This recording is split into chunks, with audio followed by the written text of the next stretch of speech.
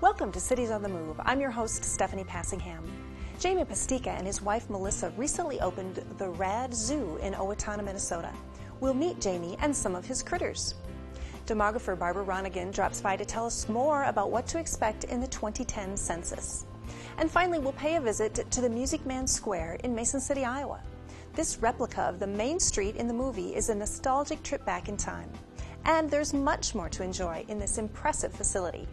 We'll have all this and more. Stay tuned for Cities on the Move.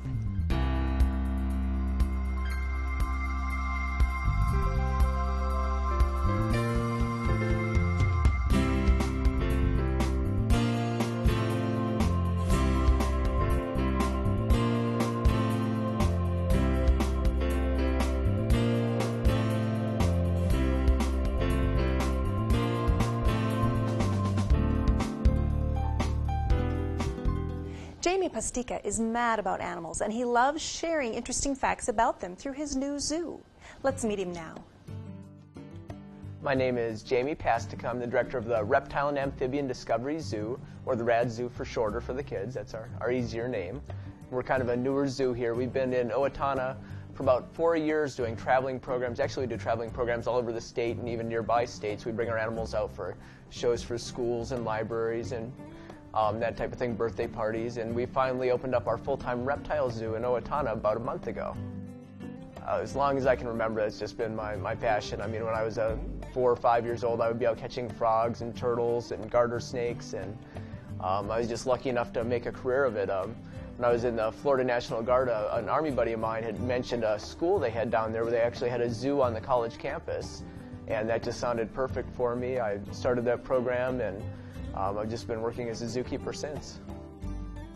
I've always had an interest more in the my scaly and slimy animals, my reptiles and amphibians, than the furry ones. I've worked with elephants and rhinos and lions and birds, and those animals are interesting to me, but these have always been my greatest passion. I've always had that interest in those. My wife Melissa, who also works at our zoo caring for the animals, her specialty are the birds, and that's something that we'll be adding more of as we go.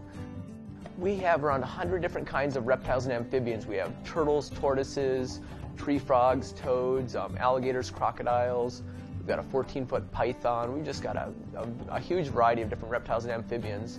We are one of the largest reptile and amphibian exhibits in the Midwest already, and we've only been open about a month. We have a baby Morlet's crocodile from down in the Central American rainforest, and that's one that's, there are not so many of those exhibited in the country. That's one of our more exotic animals. This is Tantor, she's a red-footed tortoise from the Amazon rainforest, and she is about half grown. She might get up to maybe 75% larger than this. An animal that spends very little time swimming, very poor swimmers. These wander the rainforest, feeding on a lot of the different vegetation. This is Allie. She's a young American alligator. She is probably about 8 years old. We're not sure exactly because we adopted her, and she's one of our main presentation animals. She's our star performer in our Everglades encounter, her and one other little Al, our other alligator. And this animal, she's what's called a cowgator. She's a female or cowgator. The boys are called bulls, and she might get up to about 9 feet long eventually. And this is Beatrice. She is a young Burmese python. She's another animal that we adopted for our zoo, just like Allie, our alligator. An animal that's a beautiful animal, wonderful snake, but just a little too big to be a pet. She might top out at 28 feet long. Over 400 pounds. These get big enough they've been known to eat deer, monkeys, crocodiles. They've done some pretty large food items. We just hope to increase our zoo here. If we get enough public support, we hope to add a venomous exhibit this spring. We'd like to exhibit rattlesnakes, copperheads, cottonmouths, and maybe some Central American vipers. I've worked with mambas and cobras and a lot of these other snakes in the past, but that's just something that we would like to add. We just think that would be kind of a unique experience here in Minnesota.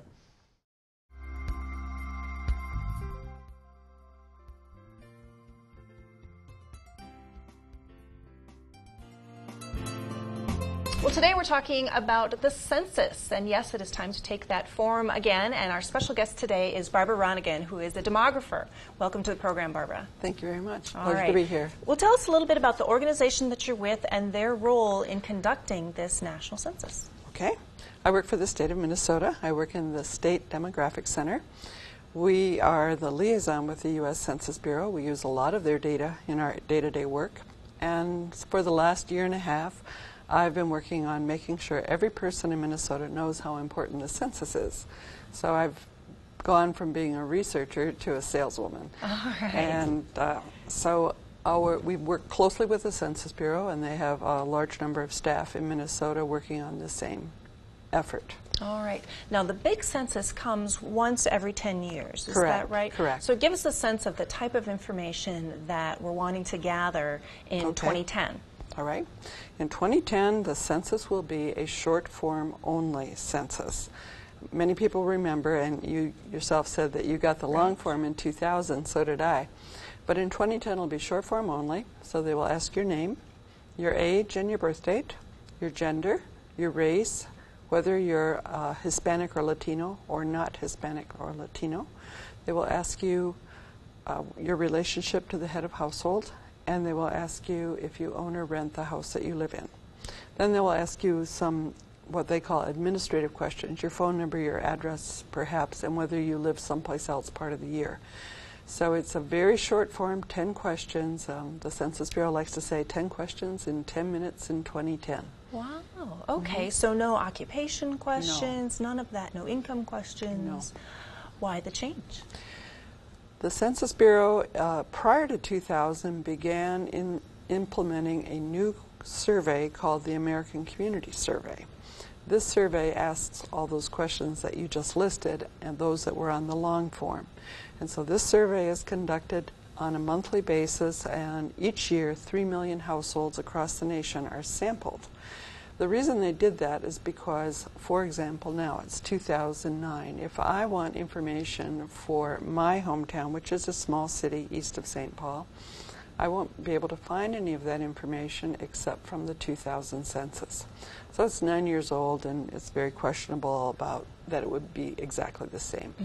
And there's no way of knowing how it's changed. With this new survey, they have the opportunity to have fresh data every year. And ultimately, all small places will have what they call 5-year pooled estimates. So they'll take 5 years of data from the American Community Survey and give us a number. Okay, so that's designed to maybe keep that information a little bit more current. Exactly, exactly. It's amazing what happens in 10 years, how things change. Yes. So tell us, what kind of information, what do they use the information for, and why is it so important that people complete the survey? Well, initially the census was written into the Constitution so that we would be able to indeed have one man, one vote. So we use the data on the numbers for apportioning the Congress. So after every census, we reapportion the districts in the Congress. One of the big concerns in Minnesota is that we could lose one of those congressional districts that we have. And if you've ever looked at the map of congressional districts, you know that they're very large. Yeah. So that's the first purpose of the census. In addition, billions of dollars of federal funding every year are allocated based on census counts. And there are things like housing and urban development, medical programs, community block grants, child care, education, and it runs a whole gamut. I have a kind of a summary sheet. It's a page and a half of programs, and that's just the beginning. So it's very important for that reason as well. Finally, we get to see who lives in our community. What does our state look like? What does the city of Austin look like? What does my neighborhood look like? And that's important too, because businesses, churches, schools, all sorts of organizations use that data for planning for their future development. Right. Economic development trends, exactly. Things that are happening in their community. So the information that is collected does become public. In what way is it public, and can, people sometimes get a little private about themselves Absolutely. and their family. Mm-hmm. Give us a sense of how that information is presented to the public. Sure.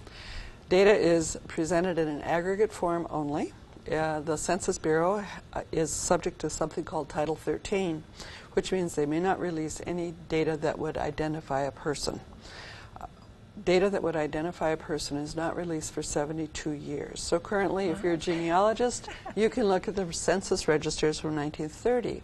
In 2012, you'll be able to look at those from 1940. But no personal data is released, and the fine is huge. It's $250,000 or 5 years in prison, or both. So it's been adhered to very strictly. Take that privacy pretty seriously. Exactly. And so the data that you provide to the Census Bureau is very, very safe. The other thing is that, remember the questions I told you, this is very basic information. We're not asking anything private or anything that would subject you to identity fraud or theft. So we don't ask, the census doesn't ask for a social security number, they don't ask you for your credit card numbers, anything like that. So actually, you know, you apply to Netflix and you're giving more personal information than you are in the census form. So. Okay, and that does raise a good question. Let's talk about how the census will be conducted and speak to the fraud issue. So if someone calls your house and says, I'm a census worker, tell me all of this private information, give people a sense of how they should expect to receive the census and know when it's legitimate versus maybe somebody just trying to garner private information. The questionnaire will be sent out in the middle of March next year. It will be mailed to every mailing address that the census has on file across the country. If people live in a place where the mail is delivered to the post office box at the post office, then they will receive the mail. The questionnaire will be hand-delivered by a census personnel. Okay. If you choose to get your mail at a post office box, but mail is normally delivered to your house, you might not get one, and so you'll have to make sure that you get a questionnaire from a census office. Okay. No one will call you unless you don't fill out that questionnaire.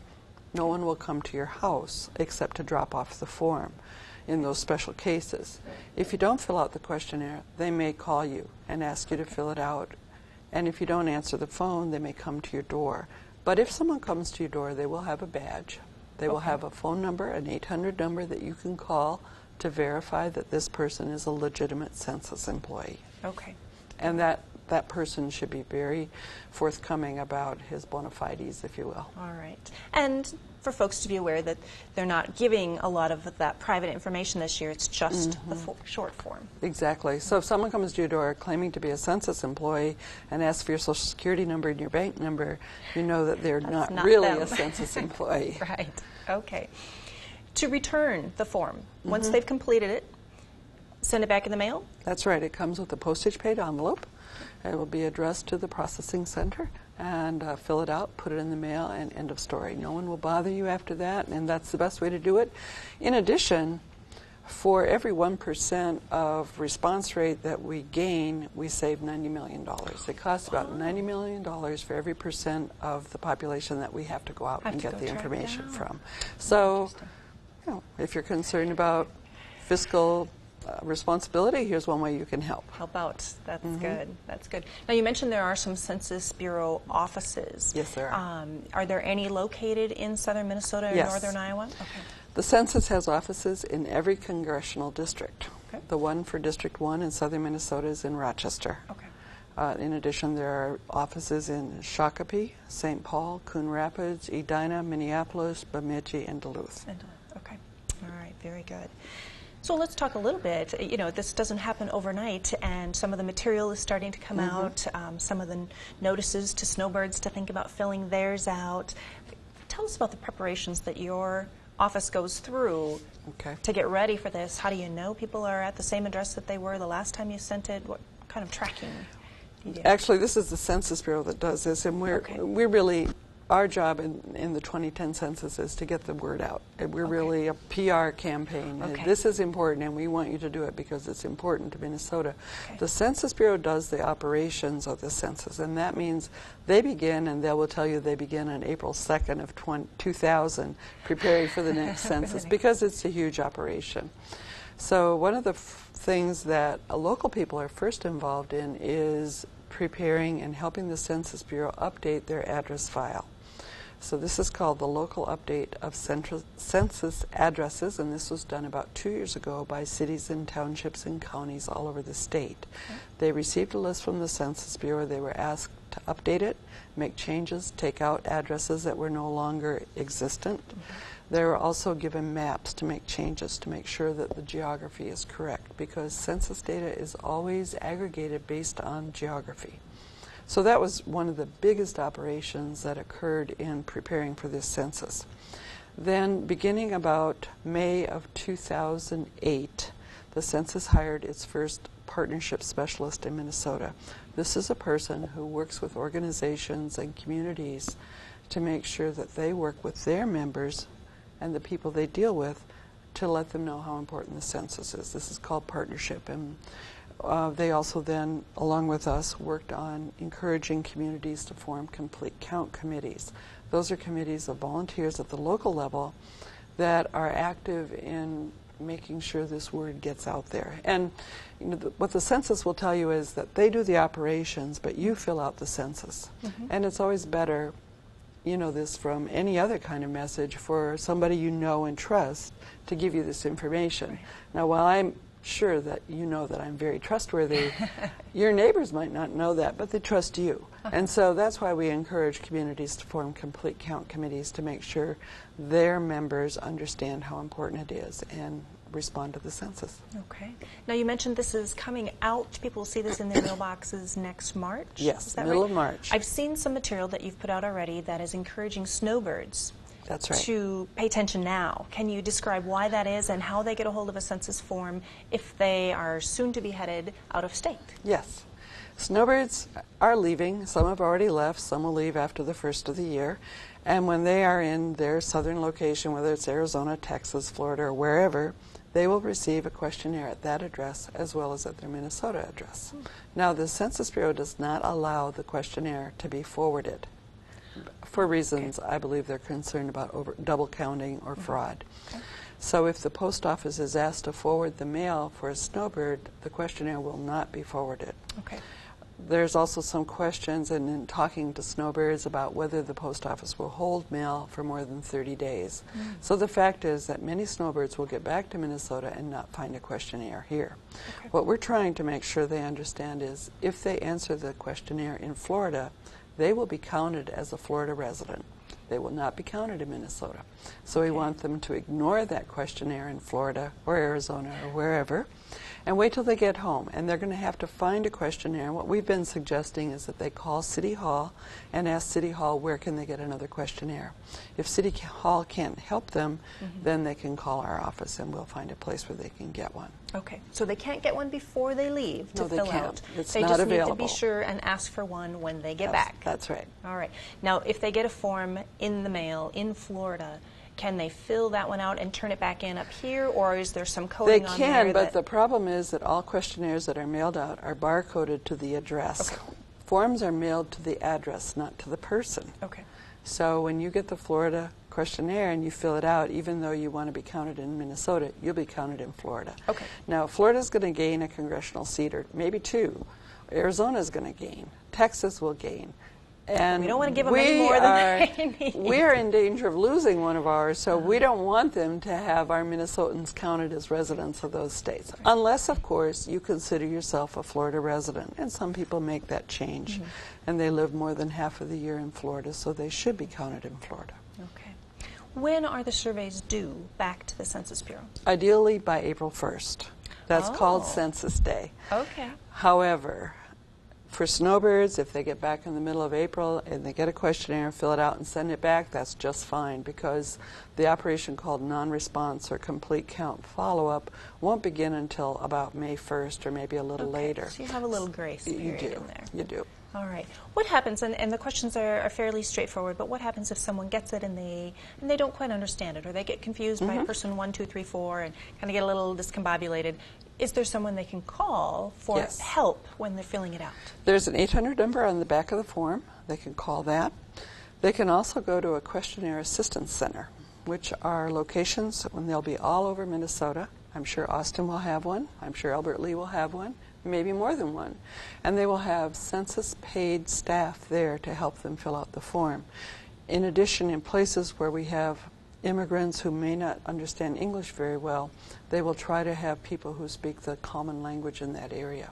So in southern Minnesota, we'll have Spanish speakers helping at the Questionnaire Assistance Center for people who don't read and understand English. In addition, if you speak Spanish, you can get a bilingual form. Oh, and that's also available from the Questionnaire Assistance Center. all right, very good. Well, lots of helpful information. Folks should be looking for those surveys. I know that seems like a long way away, Yeah, it next does. March, but for those of you who are snowbirds, just kind of be aware not to fill yours out down south and fill it out when you get back home. Barbara, thank you so much for coming in and My telling us pleasure. about Thank the you. upcoming census. You bet. Stay tuned for more Cities on the Move.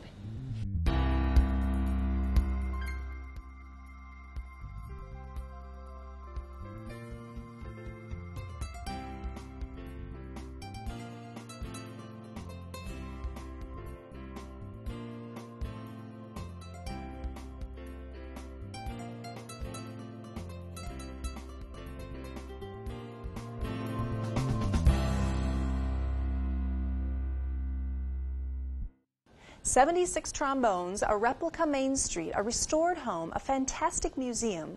Music Man Square is a vibrant tribute to Meredith Willson and his musical influence on his hometown." Let's check it out. 76 Trombones, a recording studio, a replica of River City Main Street, a first-rate museum. All of these amazing attractions are waiting for you at the Music Man Square in Mason City, Iowa. While many people may know that Meredith Willson wrote the musical The Music Man, it is worth the trip to the Music Man Square to learn more about the many life accomplishments of this Iowa native. Executive Director David Victorek recounts Wilson's local history and subsequent achievements. Meredith Willson was born here in Mason City in 1902 and graduated from high school in 1919. And the Music Man Square reflects his life and his career and his successes in radio, television, and Broadway. Meredith Willson, as a young boy at 16, was discovered by a talent scout for John Philip Sousa right here in Mason City in the Summer Municipal Community Band. And as such, when he graduated from high school in 1919, left for the big city of New York and played for 6 years in the John Philip Sousa Band. He then played for Arturo Toscanini in the New York Philharmonic. He played several pit orchestras in the Broadway houses in New York. He then made his way to Hollywood in California. He directed the San Francisco Orchestra.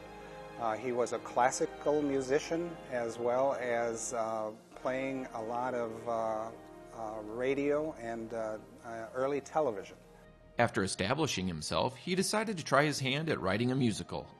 He always wanted to write a musical, and he was encouraged by his family and also by his friends in the music business to write about something he knew, so it would be authentic. And that's one of the reasons that the Music Man has been so sustaining to this day. It is performed by over 500 colleges, universities, music theater troupes all around the world every year. It is because of its authenticity. People enjoy the wholesomeness and the family values and the celebrations of the Midwest that are reflected in the Music Man. The Music Man Square offers a special glimpse at the era which so greatly influenced Wilson and his work. Jim Smith is a volunteer guide who takes people back in time. I think it's just such a fun place to show it off to people. Just the streetscape itself with the beautiful sidewalk and the beautiful street and the people and the history of the Meredith Willson family and everything. It's like stepping back in time.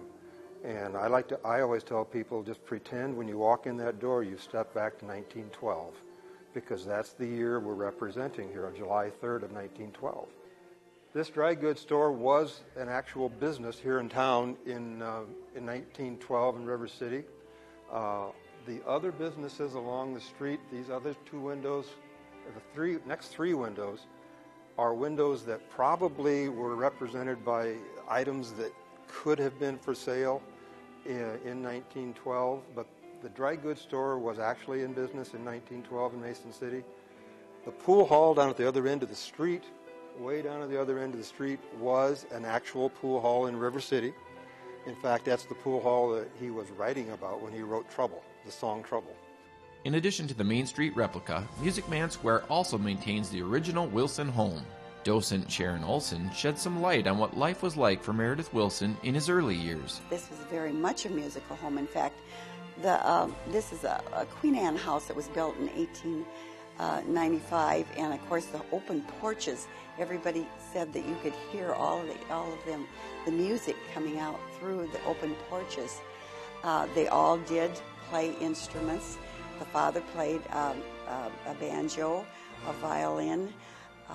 The daughter, Dixie, played a harp, Meredith a piccolo and a flute, and Cedric a bassoon. So, and the piano, they all played piano, of course. I think the mother and father instilled in each one, before they were born, even that they wanted their children to do something in their life and do something productively that they could do all of their life, you know. And I think it was a very cultural family. Whether it's fostering the musical arts through programming or hosting visitors from around the world, the Music Man Square has become an impressive community resource. For more information, visit themusicmansquare.org. Cities on the Move is on the web. Make a comment, ask a question, or share your good idea by visiting our website at ksmq.org. Next week on Cities on the Move, we will revisit an old favorite episode originally aired in Season 1. On this show, we visited with Bill Valerial of the Albert Lee Family Y, David Larson of the Institute for Wellness, and Amy Pleinling of Hy-Vee about how to get through the holidays in good shape and how to recover if that doesn't quite work.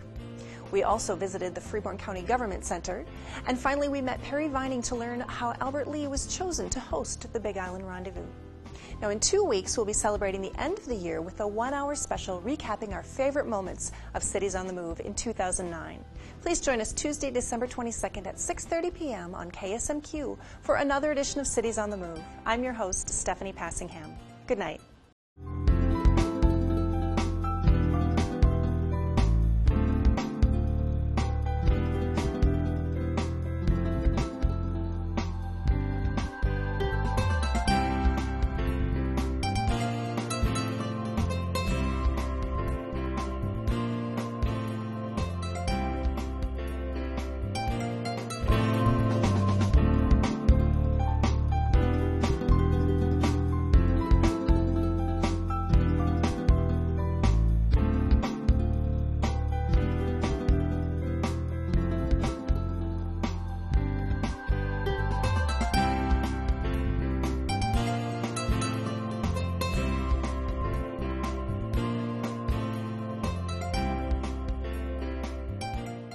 Production of this program is made possible in part through a grant from the Blandon Foundation.